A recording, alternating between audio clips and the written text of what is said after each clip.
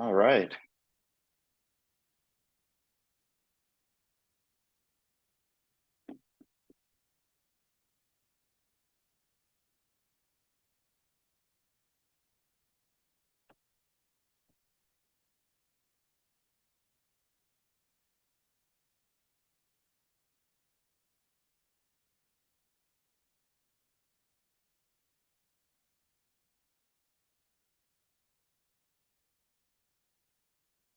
Just going to give a few minutes so everybody can come on board, and we'll start our meeting.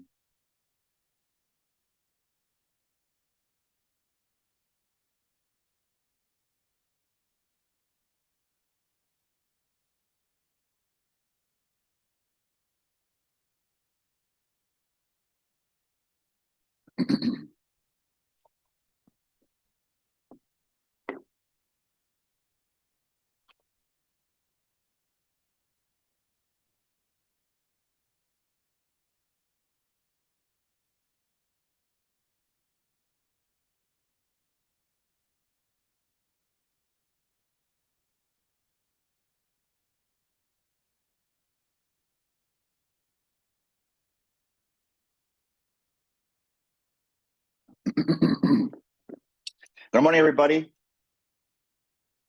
Everybody can hear me okay? Can I get a wave?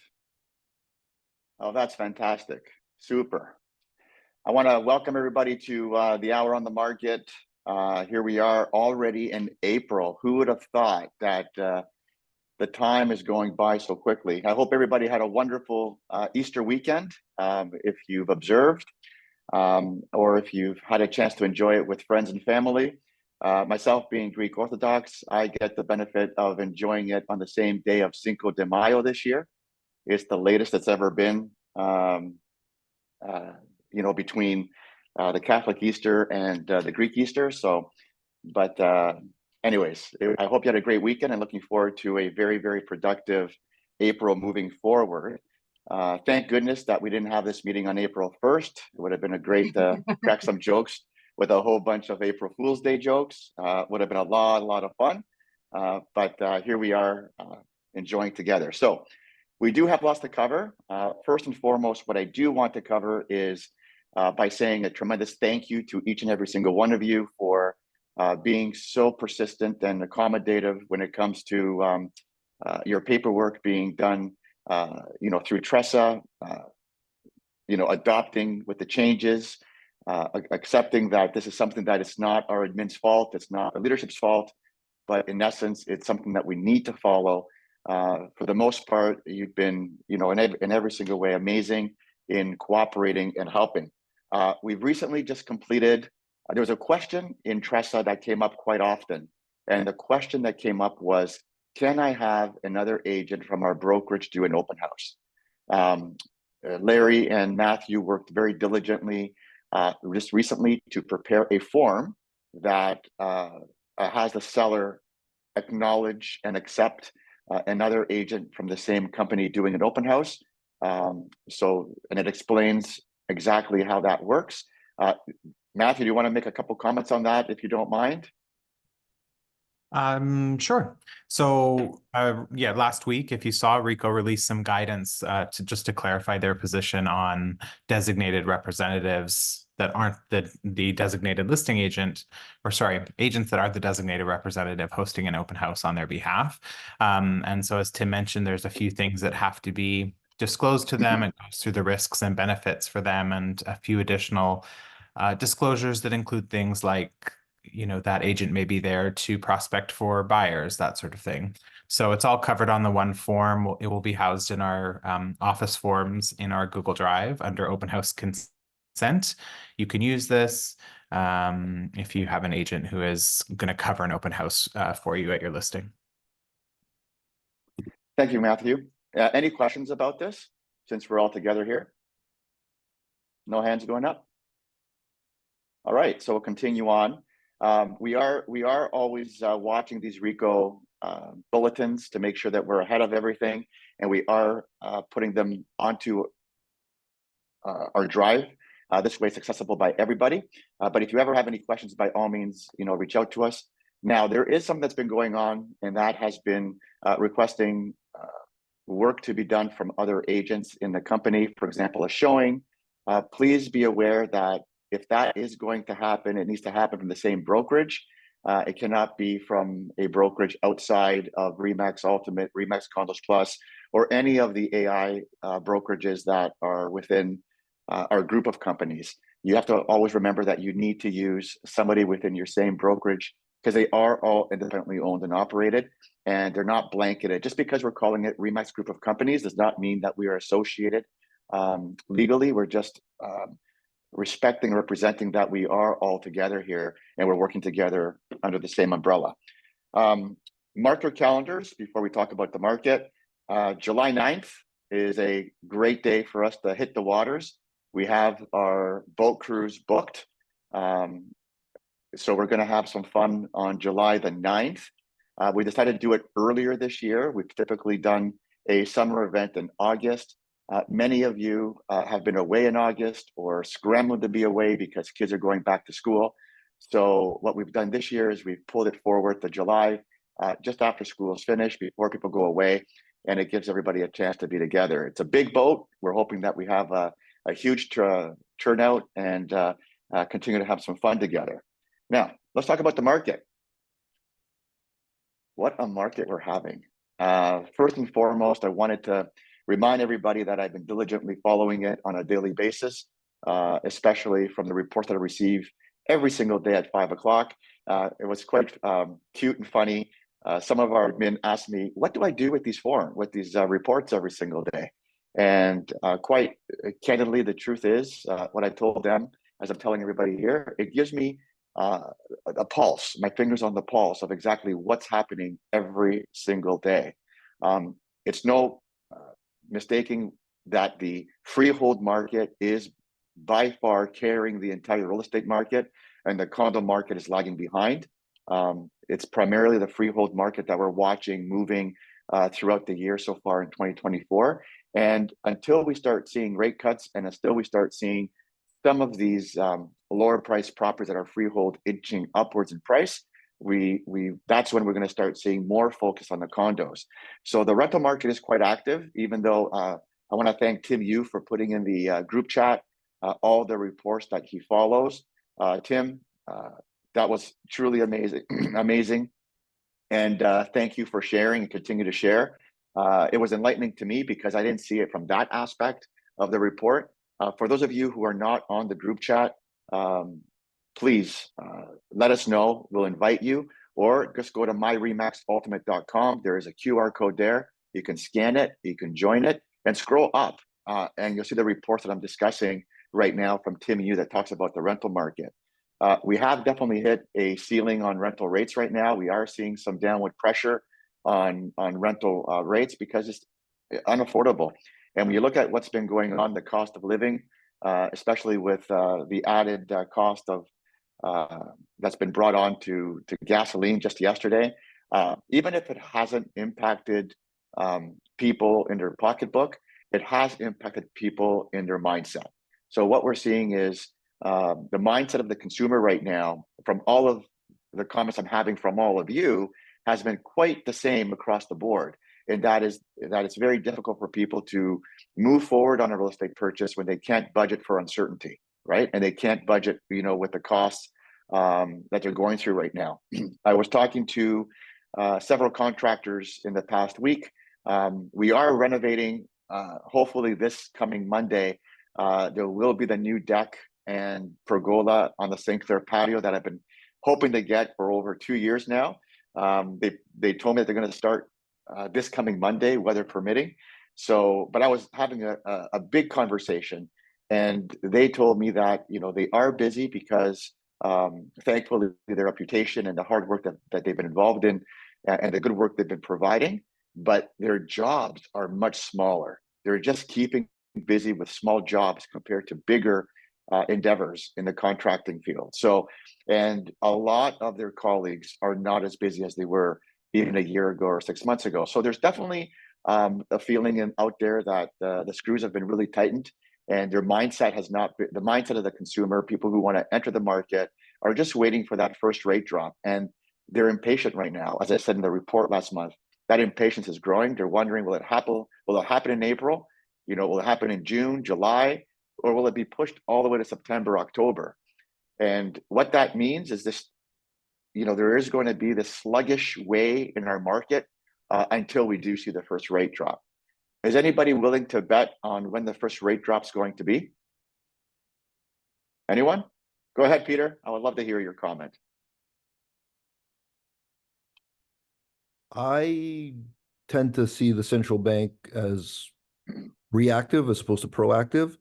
So I wouldn't anticipate again, this is just a guess, but I wouldn't anticipate something coordinated and organized of, I think the market's pricing in three cuts of 25 basis points.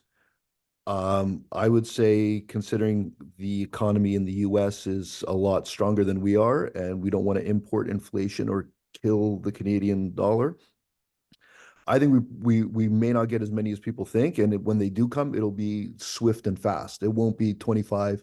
My gut would be there'll be 50, maybe even like a 75.1. That would be my guess. So I don't think we get as many as people think this year, personally, unless something really bad happens in the economy. So I'm under the same belief that we're definitely higher in rates by 50 basis points than we should be to begin with. And that is the common message I've been receiving for all my contacts, whether they're at CMHC or in the banks, talking to TD senior staff that I've had the privilege to have met and talked to on a regular basis. They take my call and they call me as well. So it's quite nice that I'm able to pick their brains. So I do agree that you have to look at it in a different way, that we may not see 3 rate cuts, but we may see 2 that are bigger than the 3. And that's kind of what I believe may also happen. But the moment that any rate cut does happen, that's the message that I believe the majority of consumers who are looking at moving are going to wait for, to put their foot on the gas and move forward, right? So as I said before, the market is performing better than it has been in the past 6 months. I want to make that crystal clear to every single person, but obviously not performing as strongly as we thought it would be, considering that it's April right now. Usually by April, we're have people much more engaged. Does anybody have any listings at different price points? I'd love to hear from somebody in a price point between 800 and $1.2 million or $1.3 million to share with me, what kind of activity they received before selling, and maybe somebody from the $1.3 million to $2 million, and see what kind of activity they're getting on their properties. Does anybody want to share?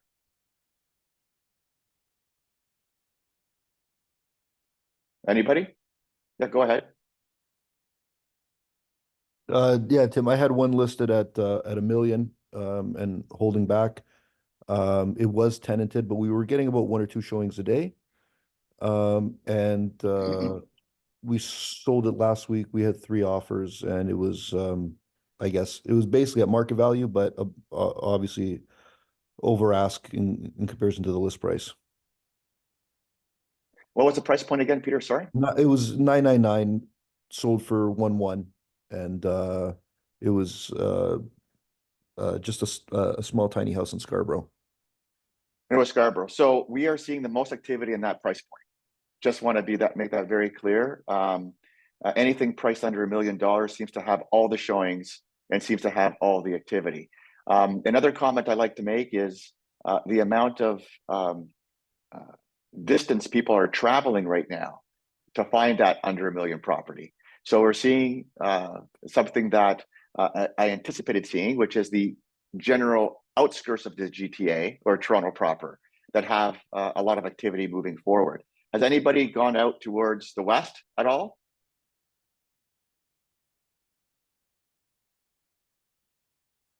Come on, guys. I know we're active because we're seeing the deals being handed in. I've been going to Orange. So can I say? Sorry, go ahead. Yeah. I was saying I've been going to Orangeville, and I'm looking at the 1.4 to 1.6, and relatively a lot of action, but they're still overpriced in some ways. Like they're still expecting high prices. And the condition at 1/6 outside of the city, you expect it to be fully renovated, and it's not. That's what I've been finding, and that's why I haven't been able to pull the trigger on something. And we are going to do it soon because the clients have seen a lot of properties, but Yep. their price expectation is still as if the rates are 2%. That's what I've noticed. Absolutely. And that's what we've been discussing in the past 2 months is sellers haven't fully adjusted unless they have to sell. They have not adjusted to the new price points. And there are many sellers who do know that once rates do cut, once there is an interest rate cut, that will, provide them with an opportunity to get a higher price, right? Because as we know, as rates go up, values come down, and as rates come down, values, go up. It's been that way all along. We had a comment from Irma in the chat that she has a 1-bedroom condo at $800,000. Only 2 showings in the past 2 weeks. Again, that's very accurate in what we're seeing from my investigative look when I'm looking at Broker Bay at the appointments that are being booked in the condo market. That is very, very commonplace. And Alex made a comment that West of the 427, he has 2 buyers right now who are looking. And again, we've had, just to give you an idea of the business that we've seen in the past month, one of our agents is in a downtown branch, sold the property in Collingwood. The listing agent was from the west, like Milton area. So it's quite interesting to see a listing agent having a listing in Collingwood and the buying agent showing the property, from downtown Toronto. So people are driving, and they're driving a lot further to get those opportunities when they're looking for properties right now. Anybody else want to share an experience? Go ahead, Cindy. Hi, good morning, everybody. Good morning. I went far. I went with an investor to Leamington. So that was a bungalow that came out on the market, and 1980s construction, 1985 for 560,000, 2 units up and down. So 3-bedroom upstairs and 2 downstairs. So the buyer's very happy. And just recently was in Hamilton. So this is a listing that was listed twice in fall. And then they just came on the market, and that same 2 days that it just listed got 2 offers. So we were competing with my buyer, and they did get a full price, but still a very good price for a full price. And that was what price point you said? 500 and... Yeah, the first one, Leamington, was 560. Yep. 560, but the rents are still pretty good. Yep. And then in Hamilton, that was a detached property for 900, was listed at 875, and we were 2 competing offers. And I know that the other offer was higher than ours, but we had no conditions. Thank you for sharing, Cindy. And You're welcome. investors are out there. They're just, Yes. they are scouring the market looking for opportunities. And that's what they're really doing in this case. And if they see value outside of Toronto, as these people have seen here, they're going to jump on it. Andre, go ahead. Yeah, speaking of investors, I've been working with several investors, and they tend to still want to see off-market exclusive opportunities. And because once it hits MLS for investors, they feel like it's already been shopped and it's not a good deal anymore. So they like to see the off-market opportunities. So I'm still noticing that. The other aspect I do have is there was a multiple offer scenario, and we're giving them a second opportunity to improve. And I'm noticing that they're not willing to improve a whole lot. They're at 1.4, and that was the price range. It's like, okay, so here's our expectations. Give us your final and best. And they go up at like $8,000. So it's not like, what we used to see is like, okay, here's 75,000, here's $150,000, here's $8,000. And we have 3 conditions, by the way. So yes. They're still holding back. They're still being very cautious. And like you said earlier, they're not very, just, I guess, careless with their spending habits. They're just being very careful right now still. that is the mindset, and I'm making it very clear that talking to many of our agents and talking to many outside of our industry, that is the mindset for many people. And going back to what I said, once we see that this window, it is a window. I mean, once we see rates take their first, change downwards, that's when things are going to change in the market for a lot of you, and a lot of people are going to be disappointed when the market does start to pick up and drive up, and then they'll feel like they've missed that opportunity. Jonathan. Yeah, I have some clients I'm working with on selling and buying, and we've been tracking on the sell side in High Park North area and the buy side in Etobicoke, more or less south Etobicoke, most of Etobicoke actually. And I've tracked about, I don't know, 16 listings, and they all have 4 to 12 offers on them. On average, anywhere from 4 to 12. Most of them are up in the 11, 10 offers. But I am predicting what they've been selling for, and they've been selling for slightly less than what my prediction has been. So I'm noticing that buyers, yeah, there is a bunch of offers, but people are being conservative. So that's another thing to note on multiple offer front. And what surprised me, handful of estate sales, and they all still had 4 offers on them, and I couldn't believe that. That was a shocker. I thought properties that needed to be renovated with shag carpet and all the rest and weren't staged and still had 4 offers on them. That was really surprising to me. But yeah, I'm excited for this spring, that's for sure. I have like 7 exclusives signed up. I'm stoked. Yeah, for the most part, you're the majority of us I'm watching, everybody has listings coming up. Like there's very few that don't have listings, and there's many of you that have buyers. The buyers are being very conservative in their approach, and the listings have their expectations as well. But this is a very area to area specific market right now. It is not the whole market's busy or the whole market is slow. The one area of the market that is the hardest hit is the pre-construction market. That is definitely a market that's going to take more time to recover.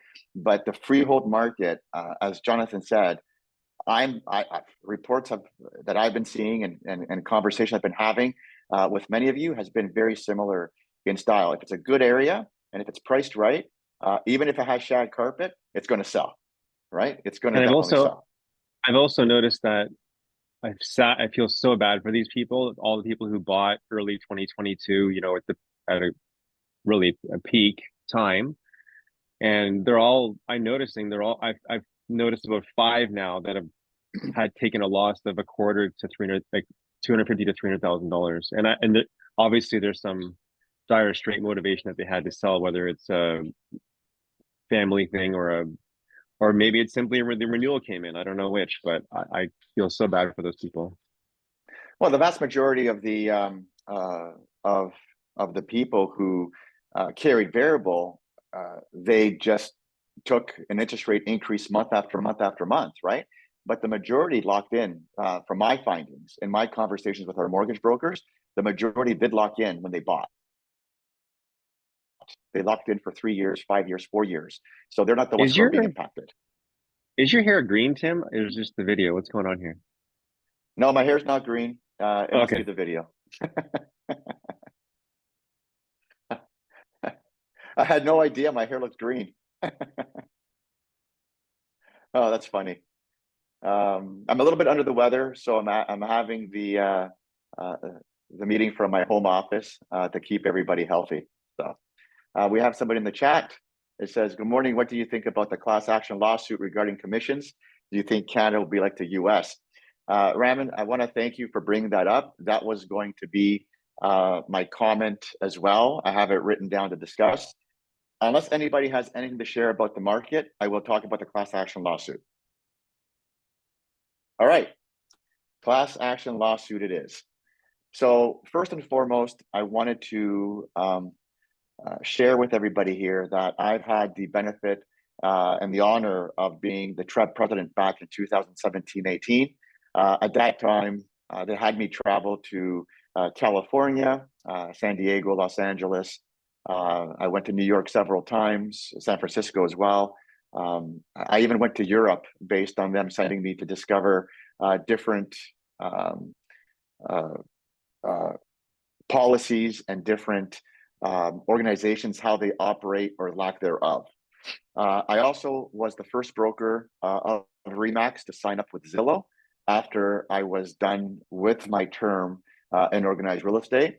At that time, there was a sideshow going on, or a trunk show, if you want to call it, where a lot of leadership of different brands would go on stage and talk about why you should block Zillow and why you should not be participating in any advertising with any, websites.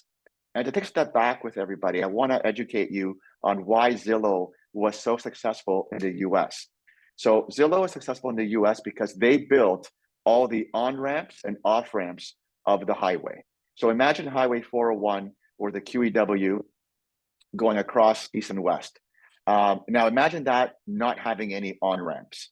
That is how MLS services are structured south of the border. So what happened was Zillow came in and said, okay, we're going to build all the on-ramps and off-ramps. And guess what? We're going to be part of the highway as well. And what Zillow did was spend hundreds and hundreds of millions of dollars in creating the infrastructure of the MLS systems. Now, in Ontario and in Canada, that was never a problem. Aside from having different boards in Ontario, the largest board in the world had all the infrastructure built. If you go to Alberta, if you go to BC, if you go to Saskatchewan, they all have very strong MLSs that cooperate with each other. All the brokerages are part of MLSs in Canada. So they're all part of what we call a three-way agreement. You have the municipal, which is the TREB or the other board, you have the provincial, and then you have the federal. In the US, they're infighting for years. They don't cooperate. They might become a member of NAR, but they're not a member of their state board. So it's a very, very different infrastructure. And a lot of the language in the US was like early 1990s real estate practices. So they never had REBA 2002, and they don't have TRESA right now, which has been implemented in 2023. So their language is they don't have buyer rep agreements. They don't have transparency around mere posts. A lot of things are pocket listings. The infrastructure in the US is very different. And their language to the consumer has been, you don't pay me, the seller does. You remember those days? Those days were like a long time ago to us. If you really think about where we are right now with TRESA, with open offers, the right to disclose prices of other offers, all the things that we're doing is light years ahead of what the US has. So the comment is that they want the Realtor Association in the US to negotiate their commissions. In Canada, we've always made it clear now for at least 15 or 20 years that commission is negotiable. And by the way, I want to share with everybody that I was the key witness here in Ontario that opened up the financial statements of RE/MAX Ultimate to the tribunal that demonstrated that every agent charges a different commission rate. That never happened in the US. They never had the same tribunal back then as we do today. So to answer Ramon's question and all of your questions, we are light years ahead in the way we're organized. We're blessed in the way we're organized. This will not have the impact that people are concerned with the exception of one thing. And I have to share this one thing with you that may come to our market at some point in the future. And that is a listing brokerage listing a property and a cooperating broker needing to negotiate their commission in advance. That is something that may come at some point, because in the US, that was one of the biggest parts of their settlement, is that they do not have to have a cooperating commission on any listing, and a cooperating broker needs to have a BRA and negotiate the commission to be paid through the seller directly to the selling cooperating brokerage. So this is something that if you look at TRESA is already set up for us to happen as well. This is not something that is happening in the US and coming north of the border.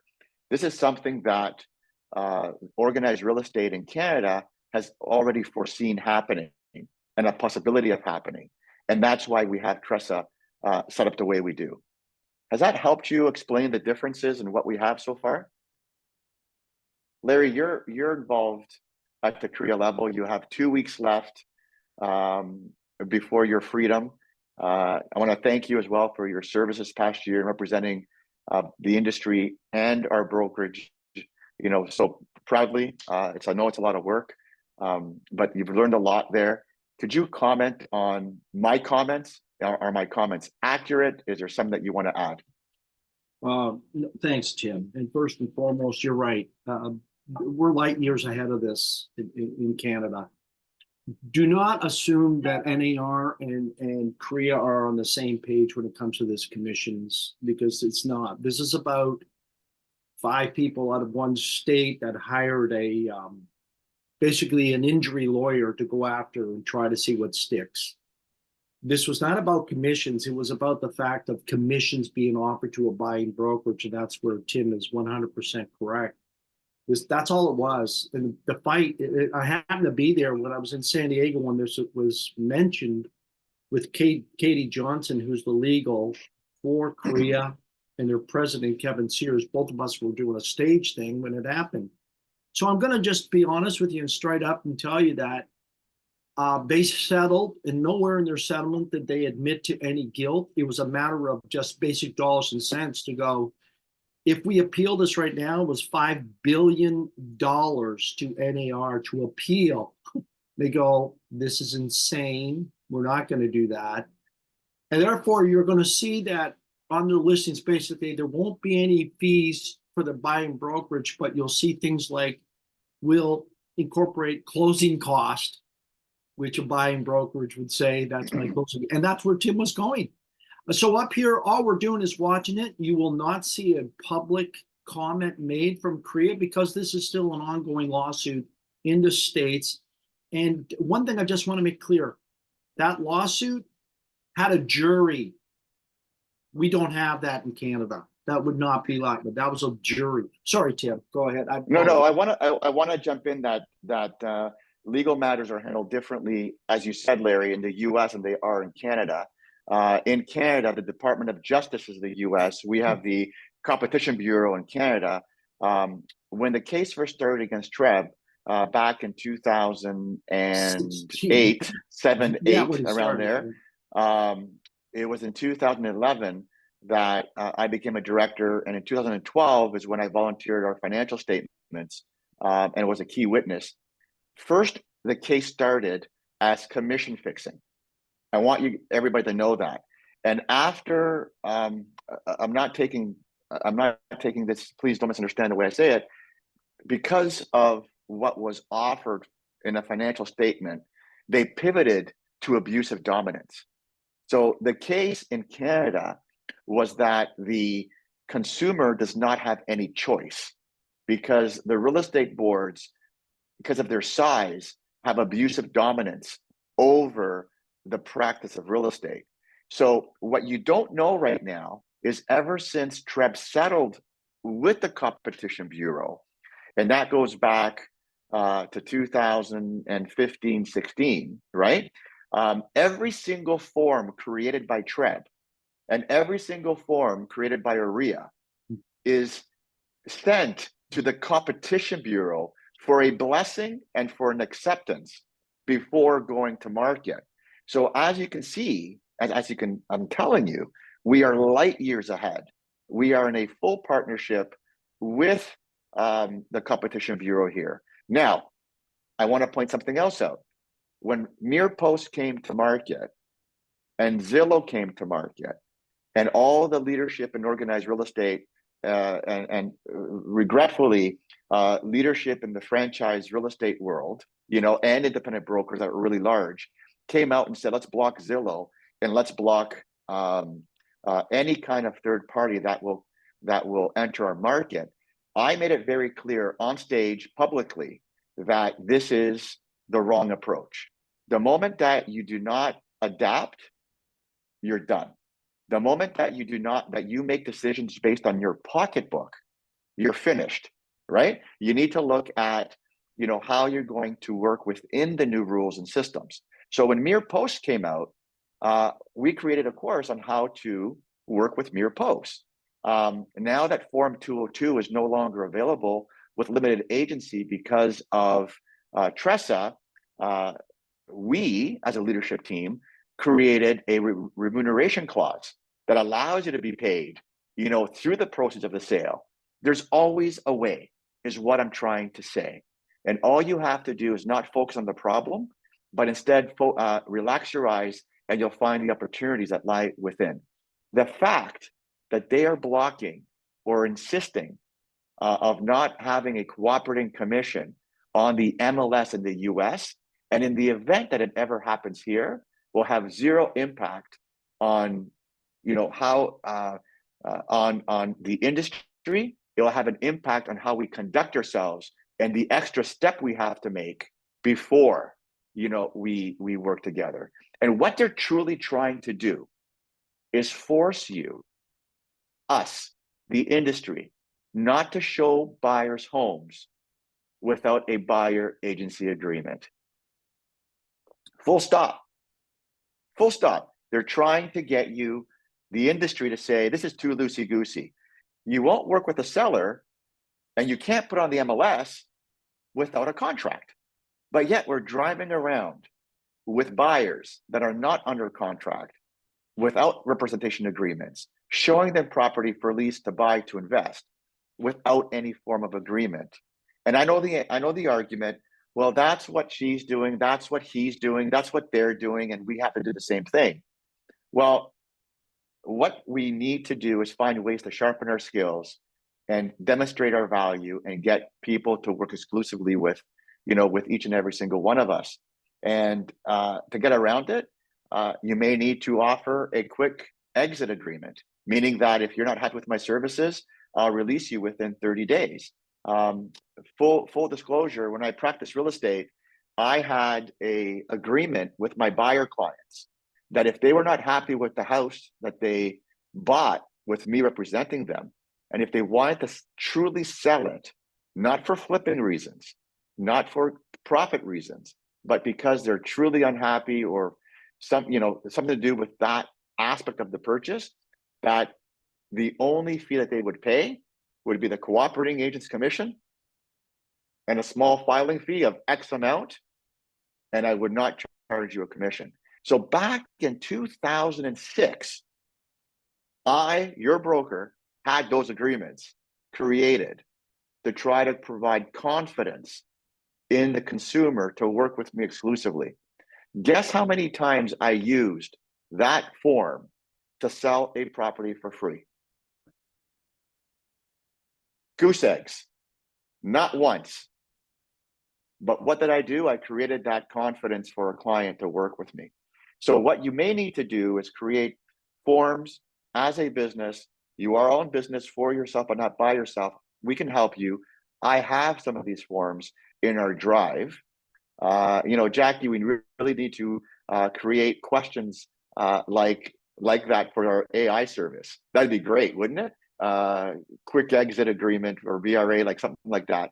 Matthew, Larry, Pamela, Shauna, we got to create these questions that try to enhance it and work it. But that is truly the approach we need to take. We can't fear change. Change is constant. I don't have the clause with me right now, but Aristotle Onassis said, don't wait for the seas to be calm. They never will be. Learn how to sail the seas. So you need to realize that we are in a world of consistent change. Now we have the AI experience going on. We need to find but we need to harness this power for our benefit. I know as a brokerage, we're using AI to our benefit, and I'm sure Jackie could nod her head on that one, how many times we've used it to create, things that would benefit our brokerage and each and every single one of you. So the same thing applies now. You have this change going on. How are we going to use it and move forward with it? Any questions about it? Go ahead, Andre. Thank you for the clarification, Tim. It's helpful. And as you know, and many others here, when we look at social media and we hear all these comments and points of view, it can't help but feel, you know, a little apprehensive of what may come. And even I have clients coming to me, talking to me about the NAR settlement, asking me, is this going to completely revolutionize the whole industry? And primarily they're referring to the buyer's agents, meaning, how are you guys going to get paid? And it gets a little concerning because, you know, people who have been working with buyers for most of their career are relying on this.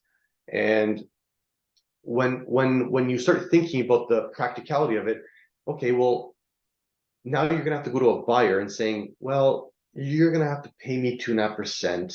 I know I'm not saying it, but this is just how people are thinking. So in addition to your land transfer tax, double land transfer tax, and the legal fees and the moving fees and all that stuff, you're gonna pay me 2.5%. And what people are thinking, what people are commenting on is, I'm gonna pay you 2.5% for what exactly? You're gonna open the door for me where I can do all this research myself on the internet. And what are you gonna do for me? Negotiate? I have to interrupt. I Yep. need to interrupt you only for one reason, and that is Yep. because not to disrespect what you're saying, because I do believe in what you're saying 100%. And I just want to reiterate that that's been the conversation from the first day I got my license in 1989. Nothing has changed when it comes to this, right? But TRESA is a superpower benefit now because there's no such thing as limited agency. There's no such thing, you know, like you have to be a client or you're completely unrepresented. And that's the superpower of TRESA, and you have to see the benefit of what it is. And I see it as a tremendous opportunity to sharpen our skills and learn how to sit down with somebody and demonstrate our value. Do I believe that commissions may come down? I'm going to tell you straight up, why wouldn't they?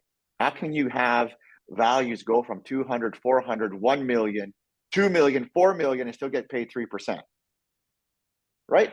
You have to realize that on the listing side, many of us on this meeting today have experienced a 1.5% listing commission, a 1% listing commission, a 2% listing commission. Let's be candid. It's happened, right? So, I mean, as values increase, there'll be more pressure, but that's not how I would look at it. I would look at it as being the professional. And I used to always say, Andre, everybody on this call, Andre used to be one of my clients. I don't know if everybody knows that, Andre. Andre used to be one of my clients before I was a broker owner. True story. Am I right? Yep. Yeah. So what you need to do is just take a step back and demonstrate, you know, your value. What I used to always tell somebody who said, well, Larry didn't ask me to sign that. Why are you asking me?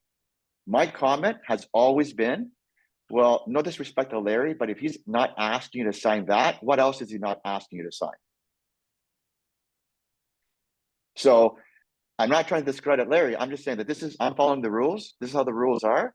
And even if you look at TRESA, I know it's a pain point, but Schedule A's to listing agreements, Schedule A's to buyer agreements, those are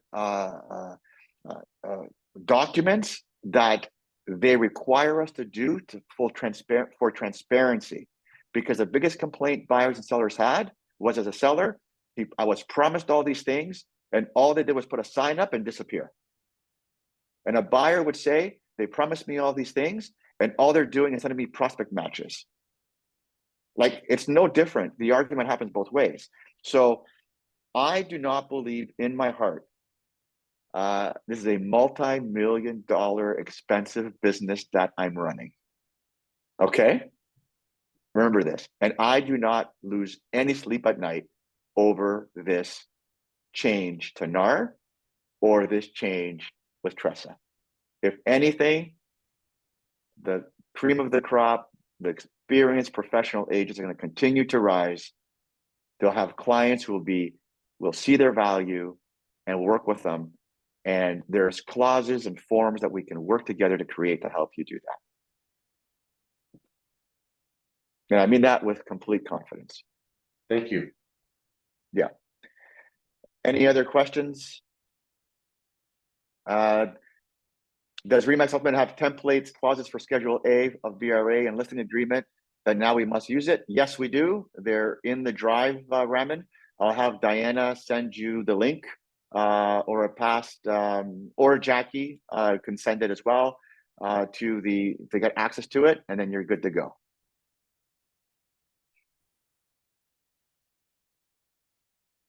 Well, I really don't have anything more to cover.